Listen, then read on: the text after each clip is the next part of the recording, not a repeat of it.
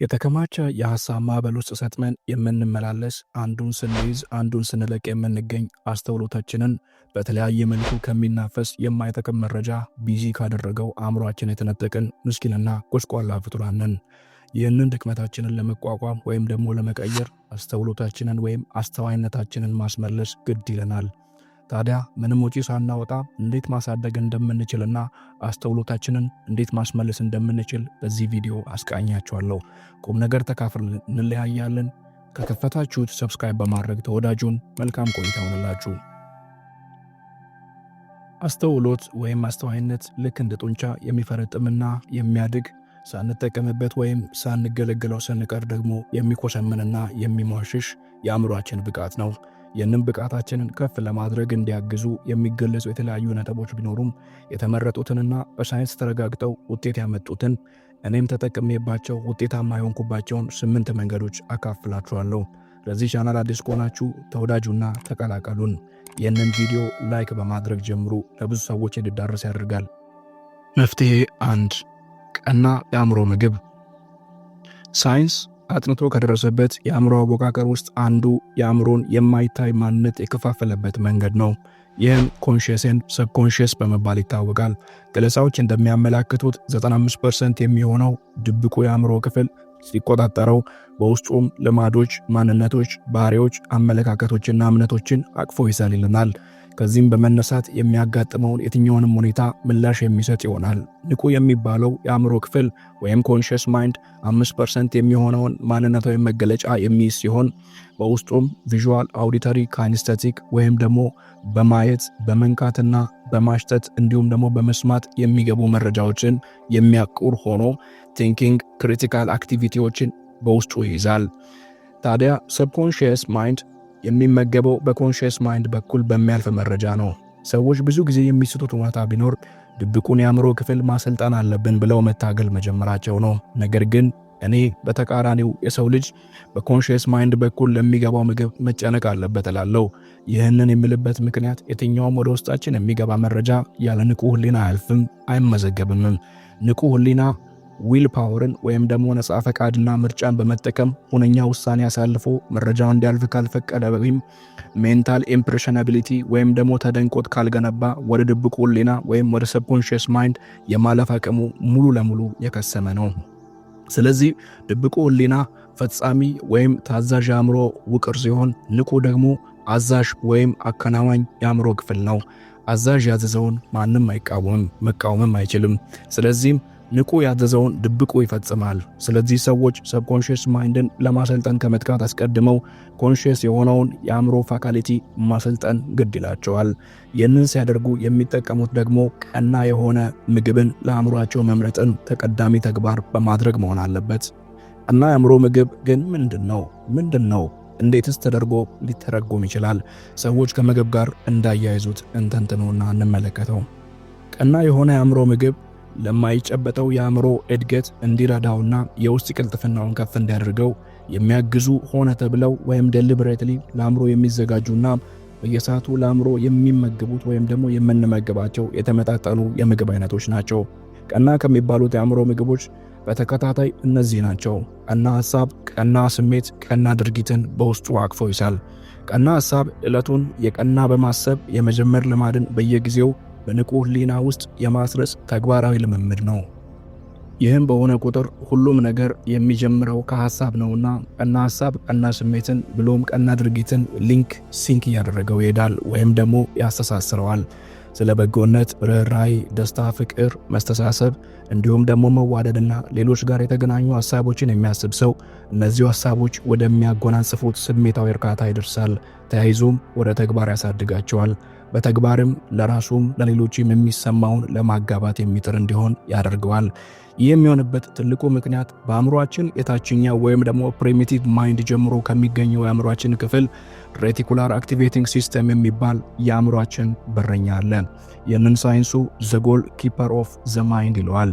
ከንቁ ህሊናችን ጋር በተባብሮት በመስራት በሚፈጥረው ውስጣዊ ዑደት ነው የአእምሯችንን የሚቆጣጠረውና ውሳኔያችንን የሚያዘጋጀው። ይህ ዑደት የአእምሮ በረኛ ዑደት ወይም ደግሞ the cycle of the goalkeeper of the brain የተባለ የሚጠራ ሲሆን አንድ ሰው በዕለታዊ ዑደት ውስጥ የሚያስበውን፣ የሚሰማውን በስሜት ደረጃ የሚያደርገውን በተግባር ደረጃ ስካን እያደረገ ወደ አሳቢው አለቃ ወይም ወደ ኒዮ ኮርቴክስ ወይም ደግሞ ንቁ ብለን ወደ ጠራ ነው ወደ ኮንሺየስ ማይንድ ልከዋል። ያ ሰው ለምሳሌ እንደዚህ ያደረገ ብለን ብናስብ የሚያስበው ስለ ምስጋና ከሆነ ብዙ የሚያመሰግንበትን ምክንያት በሕይወቱ እንዲያገኝ፣ ስለ ምስጋና ውስጣዊ ደስታን እንዲሁም ደግሞ ሰላም እንዲሰማው የሚያደርጉ ዶፓሚን፣ ኢንኬፋሊንስ፣ ኢንዶርፊንስ፣ ኦክሲቶሲን እና ቫሶፕሬሲን ሆርሞኖች እንዲያመነጭ በማድረግ የሚያደርገውና የሚያከናውነው ክንዋኔ የተሻለ ልምምድ እንደሆነ አእምሮ ሪንፎርስመንት ወይም ደግሞ ማጠንከሪያ ይሰጠዋል። ያንንም እንዲያዳምጠው ያደርጋል። ይህንንም ድብቁ ሕሊና በመቀበል የተላከውን መልእክት በመያዝ በዕለት ውሎ ውስጥ ምስጋና እየፈለገ እንዳለ በማስቀመጥ ቀኑ በሙሉ ሐሳባዊ እውነታውን እስካልቀየረ ድረስ የኃይል መስመሮቹ በዚሁ ቫይብሬሽናል ፍሪኩዌንሲ ወይም ደግሞ አካላዊና መንፈሳዊ ዑደቱ በዚህ ቫይብሬሽናል ፍሪኩዌንሲ በመሞላት ዕለቱን የተሻለና በአስተውሎት የተሞላ እንዲሆን ያደርጉለታል።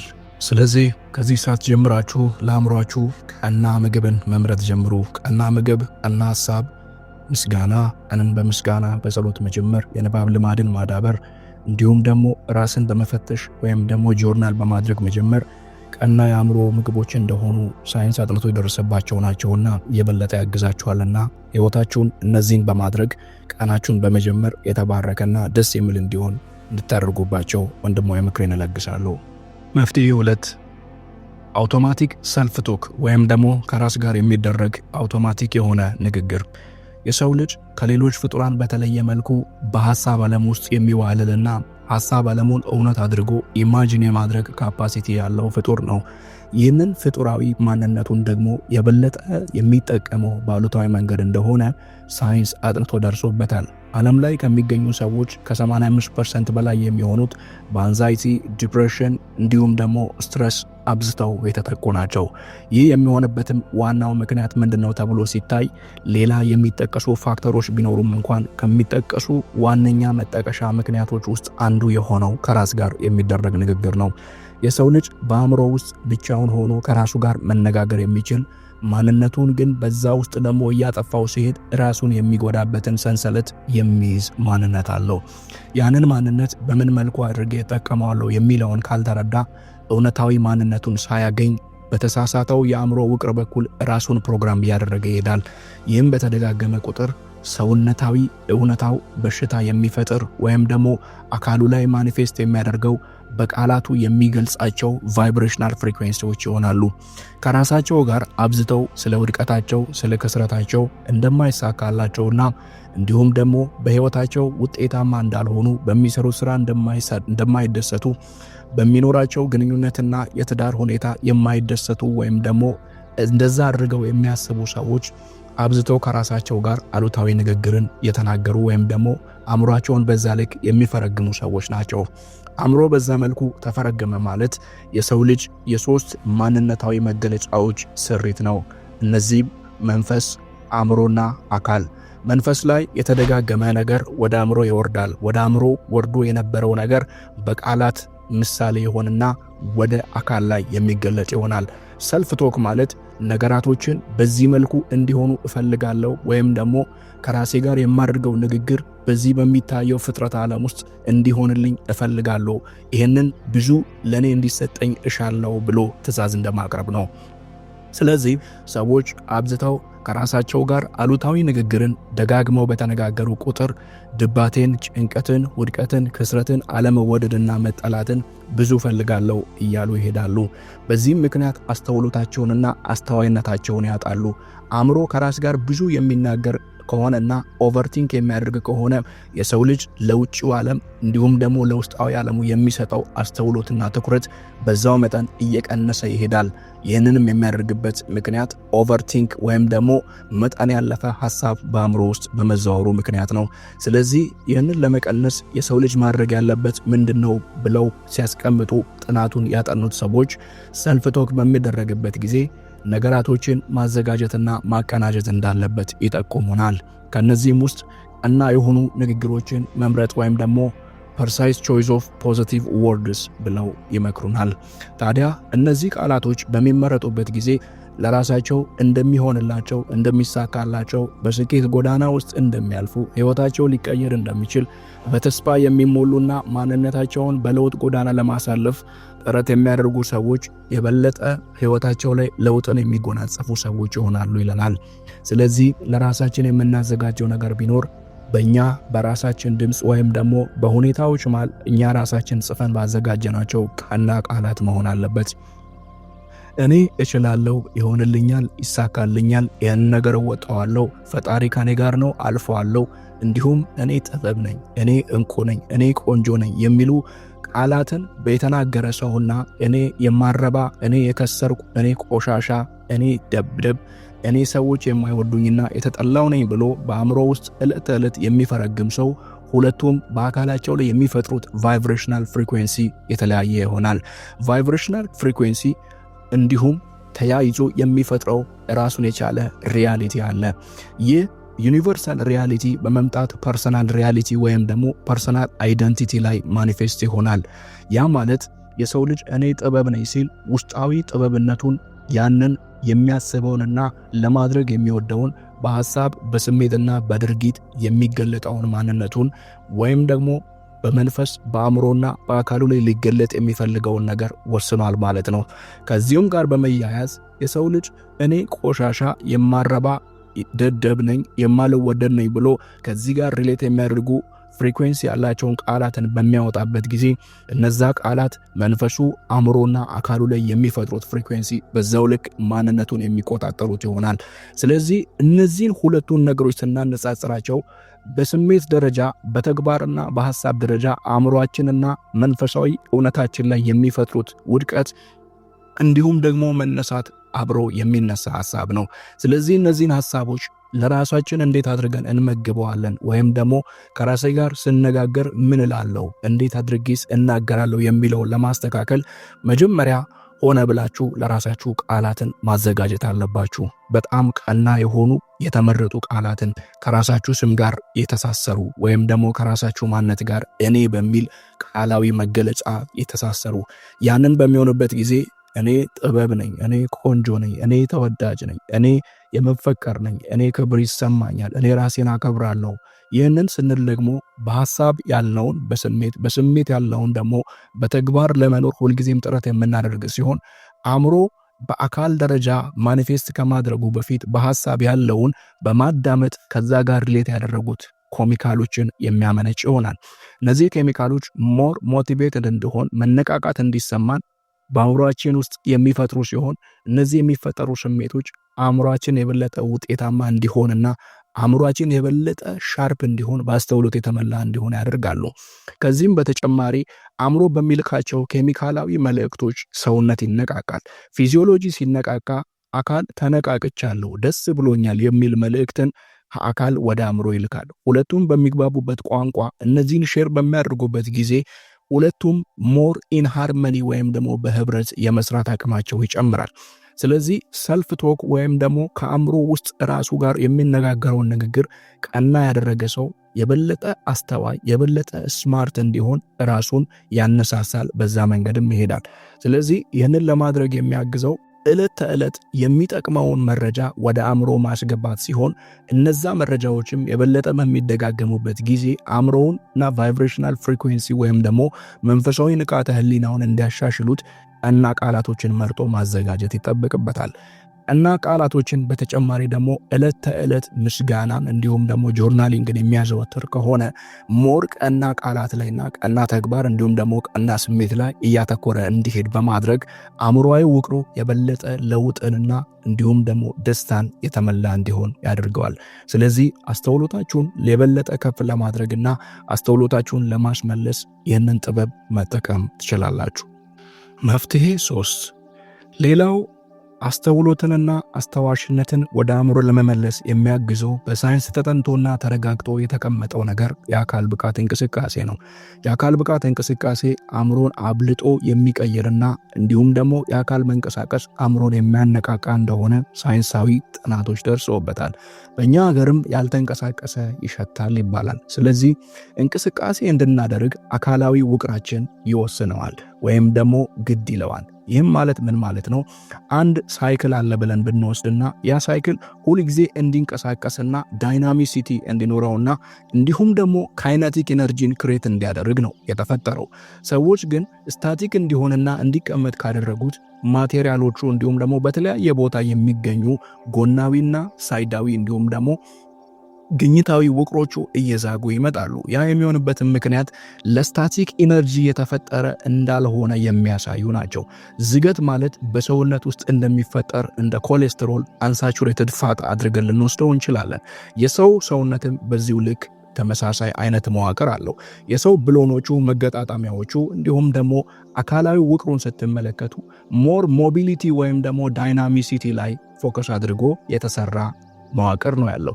ያንን ዲዛይን ተከትሎ የሰው ልጅ ማይንቀሳቀስ ከሆነና የአካል ብቃት እንቅስቃሴን የማያደርግ ከሆነ የበለጠ ሌታርጂክ እንዲሆንና እንዲቀመጥ ግድ ይለዋል ወይም ደግሞ አካሉ ያስገድደዋል። አካሉ የሚያስገድደው ከሆነ አካል ደብሮኛል የሚል መልእክትን ወደ አእምሮ ይልካል። ወደ አእምሮ የሚላከው መልእክት ከአካል የደብሮኛል መልእክት ከሆነ አእምሮ ኦኬ ድብርት ላይ ያለውን አካል ለማነቃቃት ሳይሆን ድብርቱን የበለጠ ለመጨመር እንዲሰራ መልእክት ተቀብሏል ማለት ነው።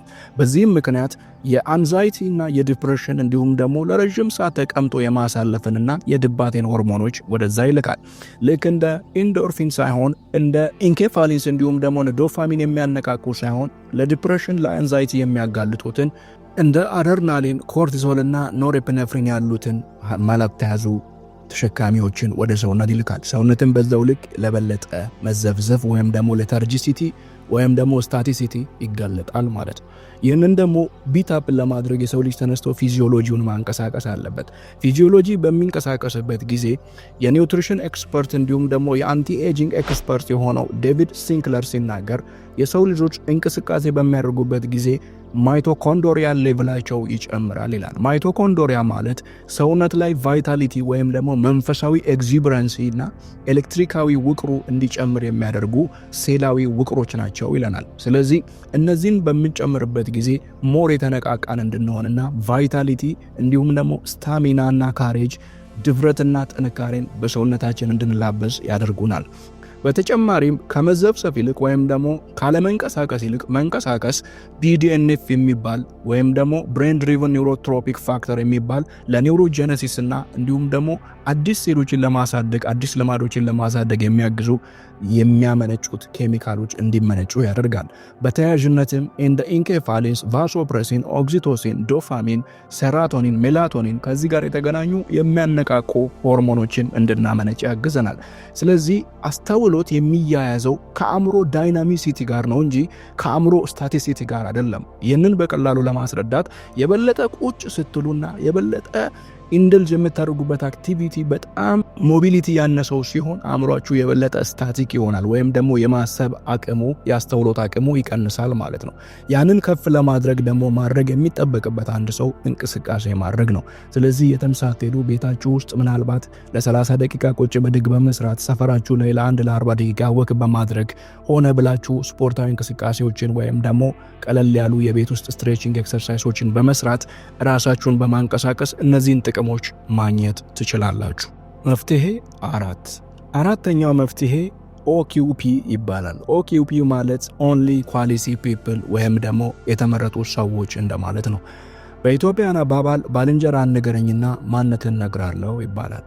ፈረንጆች ሲናገሩ ቴል ሚ ዩር ፍሬንድስ ኤንድ አይ ዊል ሾው ዩ ዩር ፊውቸር ይላሉ። ይህም ማለት ጓደኞችን ንገረኝና ማንነትን እነግርሃለሁ፣ ጓደኞችን አሳየኝና የወደፊት ህይወት ምን እንደሚመስል አሳያለሁ እንደማለት ነው። ስለዚህ አስተውሎት ከሜንታል ኢንክሊኔሽን የሚቀዳ ነገር ነው። ሜንታል ኢንክሊኔሽን ማለት የሰው ልጅ የሚያዘነብልበት ቦታ ነው። አብዝቶ ዝንባሌ ያለበት ቦታ ደግሞ አእምሮ የትኛውንም ነገር የሚቀዳበት ቦታ ነው። አብዝተን የምንውለው ከማይረቡ ከማይጠቅሙ በሱሳሱስ እንዲሁም ደግሞ በተለያየ የማይጠቅም ልማድ ውስጥ የታሰሩና የተተበተቡ ሰዎች ወይም ደግሞ ባልንጀሮች መሃል ከሆነ እነሱ የሚያደርጉትን አእምሯችን ሚሚክ እያደረገ ወይም ደግሞ ሞዴል እያደረገ የሚወስድ ይሆናል። ይህም የሚሆንበት ምክንያት ኤነርጂ ኮንዘርቬሽን ሜካኒዝምን ለመጠቀም ወይም ደግሞ ኤነርጂን ኮንዘርቭ ለማድረግ የሚጠቀምበት ሰርቫይቫል ስትራቴጂ ነው። ይህ ስትራቴጂ አንድ ሰው አንድን ልማድ ለመለማመድ ብዙ ኤነርጂ ወይም ደግሞ ብዙ ካሎሪ ኦፍ ፕሮቲን የሚጠይቅ ከሆነ በተቃራኒው ደግሞ ያንን ልማድ ከሆነ ሰው አይቶ በትንሽ ካሎሪ ወይም ደግሞ በጣም ሚኒመም በሆነ ኤነርጂ ሪኳየርመንት ሊያከናውነው የሚችል ከሆነ ያንን ልማድ በረዥም ካሎሪ ማባከን ውስጥ አልፎ ከመለማመድ ይልቅ በአጭሩ አጠገቡ ከሚገኘው ሰው ሚሚክ በማድረግ ወይም ደግሞ በመውሰድ የሚላበሰው ይሆናል ማለት ነው። ይህንንም በአእምሮ ውስጥ የሚፈጽሙትና የሚያከናውኑት ሚረር ኒውሮንስ የሚባሉ የአእምሮ ውቅሮች ናቸው። ሚረር ኒውሮንስ ማለት እያንዳንዱን ባህሪያዊ፣ ሐሳባዊ፣ ድርጊታዊና እንዲሁም ደግሞ ክንዋኔያዊ መገለጫዎችን በማየት ወደ ሌላኛው ሰው አእምሮ ውስጥ ትራንስፈር ያደርጋሉ ወይም ደግሞ ይገለብጡታል ማለት ነው። ልክ አንድ ሰው መስታወት ፊት ቆሞ ራሱን እንደሚያየው ሌላኛው ኮፒ መስታወቱ ውስጥ ሌላኛው ደግሞ ከውጭ ሆኖ እንደሚታየው እንደማለት ነው። ያም ማለት ጓደኞቹ በተለያየ የማይጠቅምና የማይረባ አሉታዊ ልማድ ውስጥ የታሰሩ ከሆነ አእምሮ እነዚህ ልማዶች የሚያሳልፈው ሜንታል ኢንክሊኔሽን አካባቢ ውስጥ እያሳለፈ ከሆነ ያንን የሚያሳልፍበት ቦታ መርጦታልና ጥሩ ነው ብሎ አእምሮ ያስባል። ምክንያቱም አእምሮ በጥሩና በመጥፎ መሃል ያለውን ሁኔታ ለይቶ ስለማይረዳ ያንን የሚመርጠው መንፈሳዊ ንቁ የሆነው ማንነት ስለሆነ ያንን አስተውሎት ይዞ የሚንቀሳቀስ ሰው ካልሆነ እዛ ቦታ ላይ ያሉ ሁኔታዎችን መርጧል ማለት ነው። የመረጣው ደግሞ ሜንታል ኢምፕሬሽናቢሊቲ ወይም ደግሞ ተደንቆትን ይፈጥራል። ያ ተደንቆት ህይወታዊ እውነታውን እንዲቆጣጠረው ይፈቅዳል። በዛ በፈቀደው ነገር ሚረር ኒውሮኖች ወይም ደግሞ መስታወታዊ ኒውሮኖች ሲገለጡ እዛ ጋር ያለውን ነገር ልክ እንደ መስታወት ኮፒ አድርገው አእምሮ ውስጥ ማስቀመጥ ይጀምራሉ። ስለዚህ ጓደኞቹን እየመሰለ አካባቢውን እየመሰለ እዛ ጋር ያለውን ውቅር እየመሰለ ይሄዳል። ስለዚህ ምን ማድረግ አለበት? አንድ ሰው አስተውሎትን ለመመለስ ከዛ ቦታ የሚያገኘውን ዕውቀት መመዘን አለበት። ምን እያገኘው ነው? ከነሱ ጋር በመዋሌ የማገኘው ጥቅም ምንድን ነው? ራሴ ላይ ትኩረት ሳላደርግ እዛ ጋር የበለጠ ትኩረቴን በማባከኔ እያገኘሁት ያለው ጥቅም ምንድን ነው የሚለውን አብዝቶ በፈተሸ ቁጥር የሚያገኘው ቫልዩ እያነሰ ከመጣ ያ ሰው የተሳሳተ ቦታ እንዳለና የተሳሳተ ሜንታል ኢንክሊኔሽን ወይም ደግሞ ኦንሊ ኳሊቲ ፒፕል ከሚለው ይልቅ የበለጠ የተዛባ ማንነት ያላቸው ሰዎች ጋር እንዳለ ይረዳል። ያ በሚሆንበት ጊዜ ያ ሰው ራሱን ቀስ እያለ ከዛ ዞን ውስጥ ማግለል ይለማመዳል።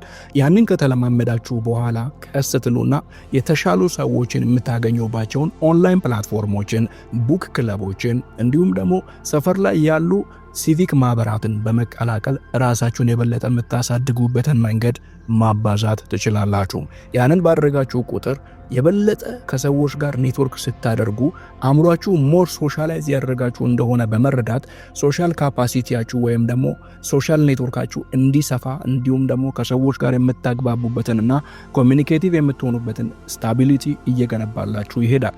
በዚህም የምትሰሩትን ስራ ብታስቡ፣ የምትማሩትን ትምህርት ብታስቡ፣ የምታገኙትን ዕውቀት ብታስቡና የተለያየ ልታከናውኑ የምታስቧቸውን ክንዋኔዎች በሕይወታችሁ ብታስቡ የበለጠ ውጤታማና ስኬታማ እንድትሆኑ ከብዙ ሰዎች ጋር ፖዚቲቭ የሆነ ሪሌሽን እንዲኖራችሁና በራሳችሁ ሞር ሰልፍ ወርዝ የራስ ጥቅም ሰልፍ ኮንፊደንስ እንዲሰማችሁ ያደርጋል። ይህም ከሆነ በኋላ አስተውሎታችሁ በአስተውሎት ማንነታችሁን እንድትቆጣጠሩና ኮንሽስ የሆነው አእምሯችሁ ድብቅ ሕሊናችሁን ፕሮግራም በማድረግ ማንነታዊ እውነታችሁን የበለጠ በማስተካከል ውስጣዊ ኃይላችሁን እንዲዘጋጅና በተሻለ መንገድ ፕሮፔል እንዲያደርግ ወይም ደግሞ እንዲወነጨፍ ያደርገዋል። ይህንን የምትፈልጉ ከሆነ እንደዛ እንዲሆንላችሁ የምትሹ ከሆነ በዚህ መልኩ የአእምሮ ጥበባችሁን እንድትጠቀሙ አሳስባችኋለሁ። ወንድማዊ ምክሬን ለመለገስ ወዳለሁ። እስካሁን ድረስ አብራችሁን ስለነበራችሁ ከልብ አድርጌ አመሰግናለሁ።